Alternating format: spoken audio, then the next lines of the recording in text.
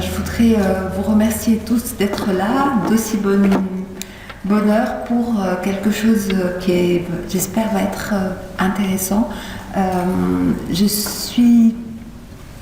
Depuis longtemps, j'ai toujours trouvé que l'asthme, c'était une maladie passionnante parce qu'il y avait énormément de choses à découvrir, qu'on a beaucoup de patients, que c'est des patients jeunes, qu'on peut faire beaucoup pour les aider, pour les améliorer, qu'en même temps, jusqu'à présent, on n'a pas encore vraiment de moyens de les guérir, donc il y a beaucoup de perspectives dans l'asthme, il y a beaucoup de réflexions à avoir. Et j'espère qu'à la fin de cette journée, vous aurez un petit peu partagé notre passion et envie de travailler et de réfléchir sur cette pathologie. Ça a été un peu occulté par la BPCO et par le cancer, alors que je pense qu'on peut être beaucoup plus efficace en prenant en charge les asthmatiques que sur les deux autres pathologies sur lesquelles malheureusement pour le moment on est moins actif. Donc bienvenue à cette journée. Donc la pathogénie de l'asthme, comme l'a dit Basma, a beaucoup évolué par rapport à quand on était petit et qu'on a commencé à travailler sur l'asthme. Et vous voyez que comme les enfants ont beaucoup évolué et que tous ils sont sur désormais tablettes et portables, et là vous voyez des enfants en fait qui sont hospitalisés dans le service, donc vous voyez que ça a beaucoup changé par rapport à avant. Et bien les théories sur l'asthme aussi se sont beaucoup modernisées. Alors je vais juste vous rappeler la définition de l'asthme en vous faisant remarquer qu'à chaque fois qu'il y a un nouveau GINA, il y a une nouvelle définition de l'asthme. Et dans les moyens diagnostiques aussi ça a évolué. Donc maintenant on est sur une définition qui est essentiellement clinique, donc ce sont des symptômes qui sont variables. En gros c'est ça la définition de l'asthme, c'est-à-dire que ce sont des manifestations respiratoires, essentiellement la dyspnée, les sifflements, une toux, une oppression thoracique, mais qui est variable. Ça veut dire que si elle est variable, elle n'est pas constante, donc elle évolue par paroxysme. Et de l'autre côté, elle est associée à une limitation des débits aériens qui est aussi variable. Donc il y a les deux désormais, de nouveau, dans la définition. Et en même temps, dans la définition, on dit que c'est une pathologie hétérogène. Et ça, c'est malheureusement la caractéristique de l'asthme qui fait qu'elle peut des fois poser problème sur la reconnaissance de la maladie, puisqu'il va y avoir différentes formes de la maladie en fonction de la prédominance d'un symptôme ou d'un autre et des mécanismes sous-jacents. Et je vous rappelle aussi que désormais le diagnostic est basé sur les signes cliniques caractéristiques, mais aussi la démonstration d'une obstruction bronchique variable, c'est-à-dire qu'on est revenu l'exploration fonctionnelle fait partie du diagnostic positif de l'asthme. Donc, pathologie hétérogène, je ne vais pas insister sur cette diapositive puisque nous allons parler de phénotype juste après, mais c'est pour vous dire que on part d'ici, on part de la forme la plus classique d'asthme, qui est l'asthme qu'on connaît tous, qui est l'asthme classique, allergique, qui a débuté dans l'enfance, qui peut être de sévérité variable, avec des choses qui y ressemblent, qui sont l'asthme induit par l'exercice, ou l'asthme qui est exacerbé par l'aspirine, donc qui est la forme la plus sévère, et puis l'asthme éosinophilique de début tardif. Et après on évolue, et on a des choses qui apparaissent plus tardivement, qui apparaissent plus chez l'adulte, et pour lesquelles l'allergie va jouer un rôle moindre, et qui vont être associées à d'autres comorbidités, à l'obésité, au tabagisme, et qui donc ont l'air d'avoir des processus pathogéniques qui sont un petit peu différents, mais en réalité on a toujours le même substratum anatomique. Donc quels sont les mécanismes qui sont importants dans l'asthme pour le moment? Donc on parle bien de ce qu'on sait maintenant en 2018, je ne suis pas sûre du tout qu'en 2025 ce sera la même chose. Donc il y a l'inflammation chronique sur laquelle tout le monde réfléchit, sur laquelle on essaye d'agir par essentiellement la corticothérapie, et qui explique pourquoi, d'une part, on a une hyperréactivité bronchique non spécifique, puisque c'est par l'inflammation qu'on va avoir un seuil de réponse qui est assez bas, et puis aussi pourquoi on fait des exacerbations, puisque ce sont des choses qui vont durer dans le temps. Par contre, on peut avoir aussi d'un côté l'inflammation aiguë, j'ai un déclic et brusquement je fais des symptômes et je vais boucher mes bronches. Et ça, c'est un autre processus qui fait que je vais avoir quelque chose de brutal. Et puis par contre, j'ai quelque chose qui est dans le temps très prolongé et on ne sait pas quand est-ce que ça commence, parce qu'à chaque fois qu'on fait une biopsie chez un asthmatique, on le trouve, et c'est le remodelage bronchique, c'est-à-dire qu'on a des structures de la bronche qui sont différentes d'un sujet normal. Donc finalement, pour nous résumer, on va avoir quelque chose d'évolutif dans le temps et de variable qui est l'inflammation chronique. On a les processus aigus qui sont l'inflammation aiguë. Et enfin, on a le remodelage qui commence extrêmement tôt et qui est peut-être responsable de la maladie. Donc sur le plan anatomique, qu'est-ce que ça donne? Alors, vous avez à droite une bronche d'asthmatique et à gauche une bronche normale. Donc ce qui est évident, c'est le rétrécissement de la lumière bronchique, ça vous voyez bien la différence. Et puis après, on voit que les différentes couches sont complètement différentes. Alors je ne sais pas si je vais pouvoir utiliser ça. Oui. Donc qu'est-ce qu'on a? On a ici, la première chose, c'est l'épithélium. Donc vous voyez que tout est plissé pour pouvoir se refermer. L'épithélium qui est épaissi, qui est irrégulier. Et puis surtout, ce qu'on voit, c'est, vous voyez ce trait rose fin ici, c'est la membrane basale qui est épaissie. Ça, c'est une caractéristique vraiment de l'asthme, et c'est dû à un dépôt de collagène.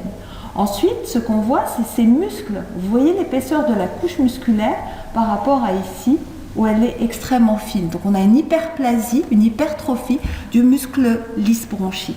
Et puis tous ces petits points que vous voyez ici, dans toutes les couches de la muqueuse, et qui représentent les cellules inflammatoires qui infiltrent toute la muqueuse bronchique. Donc on a les trois caractéristiques du remodelage qui sont cette membrane très épaisse, l'inflammation diffuse et l'hyperplasie majeure du muscle lisse. Schématisé ici, ça vous donne, dans l'asthme, on a quoi? On a cet épithélium, donc qui est en métaplasie muscipare. On a beaucoup plus de cellules qui fabriquent du mucus que chez le sujet normal. On a toute cette inflammation bronchique, on a l'hyperplasie du muscle lisse, et puis on a les glandes aussi qui sont hypertrophiées. Et tout ça, ça va expliquer les différents signes cliniques qui sont bien sûr la dyspnée à cause de la bronchoconstriction, l'atout avec l'hypersécrétion à cause des glandes et de la métaplasie des cellules mucipares, et puis la persistance de la maladie dans le temps qui est due à l'inflammation bronchique. Comment est-ce que ces différentes modifications histologiques vont-elles intervenir dans la pathologie? Alors, quand on voit le remodelage, ce qui est probablement fondamental, ce sont les cellules résidentes. Qu'est-ce qu'il y a dans la bronche, qui est persistant dans la bronche et qui va agir de façon chronique? Eh bien, ce qui est persistant dans la bronche, c'est les différentes cellules du tissu bronchique. Si on fait de l'asthme, c'est qu'on a un problème bronchique, sinon on ferait une rhinite ou on ferait un eczéma. Donc, il y a un problème au niveau de la bronche. Les cellules épithéliales et les cellules musculaires lisses. C'est ce qu'on connaît actuellement. Peut-être qu'on trouvera ensuite que le conjonctif agit aussi. Mais pour le moment, ce sur quoi on travaille, ce sont les cellules épithéliales et le muscle. La bronchoconstriction, elle est due à cette hyperplasie des cellules musculaires lisses. Pourquoi est-ce qu'elles sont plus réactives? Est-ce qu'il y a un déséquilibre du système nerveux autonome? Pour le moment, ça ne ressort pas du tout. Donc ce qui reste, c'est la fonction des cellules musculaires lisses. Et l'inflammation, c'est est-ce que c'est Th2 allergique ou non Th2? Est-ce qu'il y a d'autres mécanismes qui sont impliqués dans l'inflammation? Est-ce qu'il y a un problème de freinage? Parce qu'on sait qu'elle est variable, donc ça veut dire qu'il y a un moment où ça s'arrête. Et puis quels sont les facteurs déclenchants? Le problème dans l'asthme, c'est qu'on n'a pas de bon modèle animal. Tout ce que vous lisez sur l'asthme chez la souris ou l'asthme chez le cobaye, etc., ce sont de très très mauvais modèles. Parce qu'en réalité, chez l'animal, on arrive à induire une petite réaction au niveau des bronches, mais qui disparaît tout à fait et qui ne reproduit pas du tout ce qu'on a chez l'homme. Et je vous rappelle que ce qu'on fait chez la souris en général, c'est qu'on va l'éduquer en lui mettant de l'ovalbumine dans le péritoine pendant un certain temps, et puis un jour, on lui fait respirer de l'ovalbumine et on induit un bronchospasme, on la tue et on regarde ce qui s'est passé. Donc, il y a quelqu'un qui a dit, est-ce que vous avez déjà vu un asthmatique se faire sensibiliser par des injections dans le péritoine? C'est clair que ce n'est pas du tout physiologique. Pour améliorer cette étude, il y a des gens qui se sont dit, puisque l'épithélium est important, on va essayer de provoquer une lésion de l'épithélium. Donc vous voyez ici, sur le dessus, donc c'est ce qu'on a quand on fait une sensibilisation classique des souris, et vous voyez que ça ne ressemble pas du tout à l'asthme, puisque on a une petite réaction épithéliale, pas du tout d'inflammation, pas de différence au niveau du muscle. Par contre, si on met, et ça c'est la couche du dessus, si on met du détergent, donc ça veut dire qu'on va abîmer l'épithélium. Si on met du détergent après une sensibilisation, et ça c'est important de voir la chronologie, donc je sensibilise d'abord et je mets du détergent ensuite pour abîmer l'épithélium, c'est ce qu'on a quand on a un problème viral après une allergie, donc j'ai d'abord la sensibilisation, ensuite j'ai la destruction de l'épithélium. Et bien vous voyez que histologiquement ça ressemble beaucoup à de l'asthme puisque je vais avoir toutes les manifestations, l'inflammation, la différenciation musculaire, etc. Donc pour le rôle de l'épithélium, le rôle de l'épithélium c'est essentiellement, à part sa destruction, sa réponse c'est qu'il va provoquer une inflammation. Pourquoi? Parce qu'il va produire des médiateurs de l'inflammation. Quand on excite l'épithélium, qu'est-ce qu'il va produire? Eh bien, il va produire essentiellement deux cytokines qui sont importantes, qui sont la TSLP et l'IL-33. Et la TSLP, c'est quoi? C'est quelque chose qui va provoquer la fabrication de TNF-alpha et d'interleukine 6. Donc vous savez que le TNF et l'interleukine 6, ce sont des médiateurs puissants de l'inflammation et de l'inflammation non spécifique. Ça veut dire que si je touche l'épithélium, il va se mettre à produire des cytokines, donc des médiateurs pro-inflammatoires importants qui sont la TSLP et l'interleukine 33. Et donc, le dommage épithélial, c'est quelque chose de particulier puisque vous voyez que quand je touche l'épithélium, eh bien, j'ai une fabrication importante de TSLP, que ce soit un asthme léger ou que ce soit un asthme modéré. Et la TSLP, elle n'est produite que par les cellules épithéliales bronchiques. Vous voyez ici, sur cette biopsie, la TSLP qui est marquée et qui est en contact avec l'hypertrophie des cellules musculaires lisses. Ça veut dire que par le biais de l'activation de l'épithélium bronchique, je vais induire une hyperplasie du muscle lisse. Est-ce que ça marche de l'autre côté? Est-ce que si je touche les cellules musculaires lisses, je vais modifier l'épithélium? Eh bien, ça marche aussi. C'est-à-dire que si on prend un sujet normal, enfin un sujet asthmatique léger, qui n'a pas de grosses modifications, que j'induis par de la métacholine, un bronchospasme, à plusieurs reprises, donc des tests de provocation bronchique classiques. Qu'est-ce que ça donne? Eh bien, j'ai rien mis, je n'ai mis que de la métacholine, on est d'accord, j'ai pas mis d'allergène, j'ai rien mis du tout. Eh bien, regardez la différence, ça c'est avant et ça c'est après. Donc avant, le cellule épithéliale normale, la membrane basale qui est fine.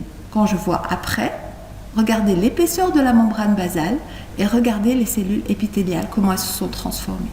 Ça veut dire que par le biais de l'activation des cellules musculaires lisses, du bronchospasme, eh bien je vais induire des modifications épithéliales.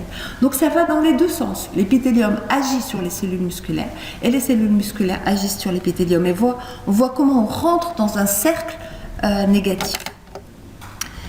Et ce qui est très intéressant, c'est qu'on s'aperçoit que en fait cette bronchoconstriction, elle existe déjà chez le bébé, chez le fœtus en fait, quand il est encore dans le ventre de sa maman.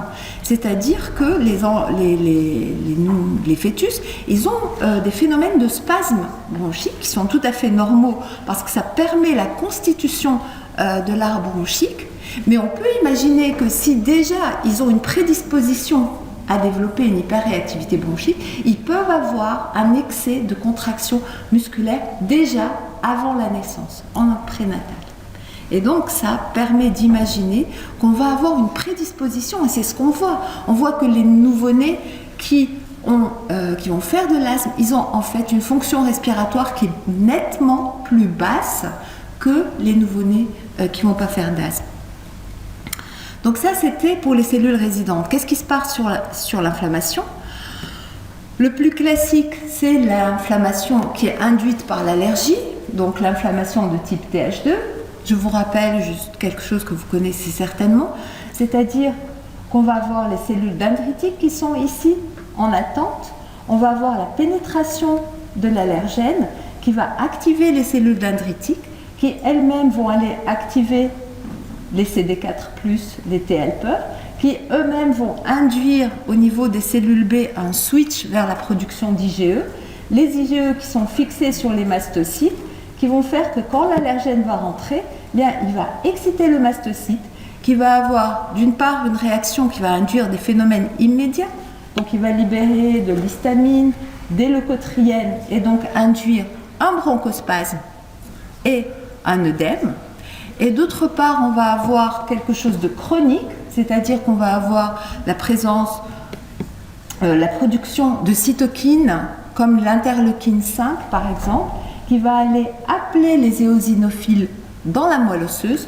Je vais avoir beaucoup d'éosinophiles qui vont être recrutés vers le poumon et qui vont aller détruire l'épithélium bronchique, et donc on va avoir l'installation de l'inflammation.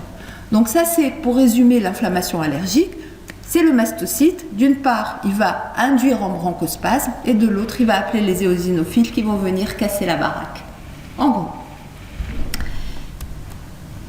l'asthme viro-induit, puisque tous nous savons que la majorité des exacerbations d'asthme sont dues à des virus. Ça va être à peu près la même chose, sauf qu'on ne sait pas exactement ce qui se passe. Donc, on va avoir les virus qui vont aller détruire l'épithélium. Ça va induire une inflammation qui va appeler les macrophages. Cette inflammation, donc on va avoir d'une part la destruction de l'épithélium qui, sur des bronches déjà préparées, vont provoquer un bronchospasme, et de l'autre côté, on va avoir l'induction de l'inflammation qui ne va pas appeler nécessairement des éosinophiles, mais qui va faire appel aux lymphocytes CD8, ici, et donc recrutement des cellules dendritiques, et on va aboutir de la même façon à une inflammation chronique. Pour compliquer les choses, on n'a plus que les T4, les T8, les T17, on a des cellules qui ne sont pas spécifiques. Je vous rappelle tout à l'heure, quand on parlait d'allergie, c'est spécifique. J'ai un allergène, je vais avoir une cellule qui reconnaît cet allergène. Et c'est tout, elle reconnaît personne d'autre. Eh bien, je vais avoir des cellules qui font exactement la même chose. C'est les cellules lymphoïdes innées. Elles font la même chose, sauf qu'elles répondent à n'importe qui. C'est-à-dire que ce n'est pas un allergène spécifique qui va les activer. Mais sinon, elles ont le même rôle. Il y a des ILC2 qui vont répondre de la même façon que les Th2, des ILC1, des ILC3. Donc en fait, c'est la même chose, sauf qu'elles répondent à n'importe qui. Vous allez taper à la porte, elle vous dit « je suis là ». Et le problème, c'est qu'elles ne répondent pas à la corticothérapie. Donc ça, si elles prédominent, ça explique pourquoi on n'est pas actif en corticothérapie. Et donc, elles induisent une hyperréactivité bronchique, etc. Et elles sont activées, on a dit, par les allergènes, par les bactéries, par la pollution, par l'obésité, etc. Donc, ça explique pourquoi on peut avoir des manifestations qui sont de type allergique, d'allure allergique, mais qui ne répondent pas à la corticothérapie. Est-ce qu'on a un défaut de freinage dans l'asthme ? Certainement, puisqu'on a un excès d'inflammation et il y a des problèmes sur les cellules T régulatrices, sur les cellules télérogènes dendritiques et probablement un défaut de production d'interleukine 37. Donc pour résumer les mécanismes inflammatoires, on va avoir, en fonction du facteur déclenchant, en fonction de la génétique du patient, en fonction de l'environnement dans lequel il est, soit une inflammation de type Th2, soit une inflammation de type non Th2. Mais vous voyez qu'au bout du compte, on va avoir les mêmes lésions au niveau de l'épithélium et au niveau de la couche musculaire lisse. Puisque tout ça, tout ce qu'on a, ça aboutit à une hyperréactivité bronchique à une bronchoconstriction, une hyperplasie du muscle lisse et une hypersécrétion, quel que soit le mécanisme initial de départ. Et c'est ça la particularité de l'asthme, et c'est pour ça qu'on se dit que les cellules résidentes bronchiques, c'est important, puisque de toute façon la réponse va être la même. Donc je vous rappelle que l'allergie, c'est une subversion du système immunitaire. Normalement, on n'a pas de raison de faire des allergies, et pourtant on en fait. Et que ce qui va intervenir sur l'allergie, c'est quand je suis exposée, à quel âge, sur quel terrain génétique, et les facteurs associés de l'environnement. La pollution étant un facteur malheureusement gravissime, auquel pour le moment on ne peut pas, sur lequel on n'agit pas vraiment. Le rôle des virus, pourquoi les virus ? On sait que le rhinovirus, c'est un virus essentiel dans l'asthme. Et pourtant, tous les enfants, mais tous, ont été exposés et infectés avant l'âge de 2 ans. Il n'y a pas un enfant qui n'a pas fait un rhinovirus. Donc pourquoi ?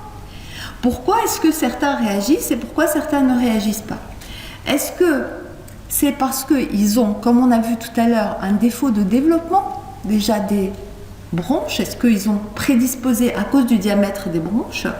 Ou est-ce que c'est parce qu'ils ont fait une virose très précoce qui a inhibé le développement des voies aériennes ? Ou est-ce que c'est un défaut de l'immunité innée, parce qu'on a retrouvé chez les asthmatiques un défaut de production d'interférons ? On ne sait pas. On ne sait pas qu'est-ce qui commence, qu'est-ce qui finit, mais ce qu'on sait, c'est que ça existe, ça. Et donc, il va falloir réfléchir aussi sur ça pour la prévention. L'interaction entre virus et atopie est importante, parce qu'on sait que si on fait des viroses toutes seules, c'est pas très grave. Si on fait de l'asthme tout seul, sans avoir de virus, c'est pas très grave si on est allergique. Par contre, si on fait les deux ensemble, surtout si on est sensibilisé très précocement, eh bien là, on va avoir un asthme qui va persister. Donc l'interaction entre atopie et virus, c'est probablement ça qui explique le développement de l'asthme chez les petits. Enfin, pour terminer, je vous rappelle le microbiote. Donc cette population microbienne qui colonise tout notre organisme et qui colonise aussi nos bronches et qui dépend essentiellement de l'environnement, de la génétique et de la façon dont on est en rapport avec les bactéries. Donc je vous rappelle que si d'une part j'ai une agression de l'épithélium bronchique, donc je vais avoir un épithélium qui n'est pas sain. Il est agressé parce que la prématurité, les virus, la pollution, etc. Et que d'un autre côté, j'ai un microbiote qui normalement vit en symbiose avec moi, mais qui est modifié. Donc j'ai un microbiote qui n'a pas la composition faite pour vivre avec moi. Parce que j'ai pris des antibiotiques, parce que je suis née par césarienne, parce que je ne vis plus en contact avec les animaux, parce que je vais trop tôt en crèche, etc.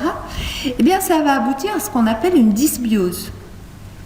Donc, une altération d'une part du microbiote qui va être incapable d'éduquer de façon correcte mon immunité. D'autre part, je vais avoir un problème de développement des voies aériennes. Donc je vais avoir un souci de confrontation à l'environnement. Et tout ça, ça va aboutir à de l'asthme. Parce que je vais avoir une dysbiose. Et donc ça me fait un cercle. Quel est ce cercle ? J'ai une modification des pathogènes avec un épithélium qui n'est pas de bonne qualité. Donc la modification des pathogènes fait que je vais avoir de l'inflammation alors que normalement je ne dois pas en avoir. Ça va aboutir à un déséquilibre TH2. D'autre part, j'ai l'épithélium qui est de mauvaise qualité déjà parce que je vais avoir des soucis. Et donc, l'interaction de tout ça, ça va aboutir à une exacerbation, une obstruction, et qui va être peu sensible aux corticostéroïdes. Cette inflammation, ça augmente la température, ça fait une croissance bactérienne sélective, ça diminue la clairance, ça modifie encore plus mes pathogènes, ça va encore plus agresser mon épithélium et je rentre dans ce cercle qui est la dysbiose, qui est due entre un épithélium de mauvaise qualité et des germes qui ne sont pas les bons germes. Donc en conclusion, dans la pathogénie de l'asthme, actuellement, sur quoi est-ce qu'on insiste ? Sur l'épithélium, sur la modification du microbiote avec une dysimmunité et sur le remodelage. Donc le remodelage qui est dû aux cellules résidentes, à l'inflammation et aux cellules musculaires lisses. Le rôle de l'immunité innée, donc non spécifique, on insiste beaucoup dessus actuellement parce que ça expliquait pourquoi on réagit même quand il n'y a pas d'allergène. Et enfin, le rôle initiateur chez les enfants du couple allergène et virus. Donc voilà le résumé. Les bactéries et les virus. Quand je les attrape, je fais un sifflement intermittent. Si je suis exposée à l'allergène, je fais un sifflement intermittent. Si j'ai les deux en même temps, je vais avoir une inflammation persistante et donc des sifflements persistants qui vont aller jusqu'à l'enfance et plus tard. Donc génétique environnement, ça va donner les phénotypes que nous allons voir tout de suite, les caractéristiques cliniques, biologiques et fonctionnelles similaires, sur lesquels on travaille pour donner des ontotypes, c'est les mécanismes physiopathologiques et j'espère que je vous ai donné un aperçu. Et cela, ça va aboutir aux conséquences thérapeutiques sur lesquelles nous allons travailler aussi. Je vous remercie.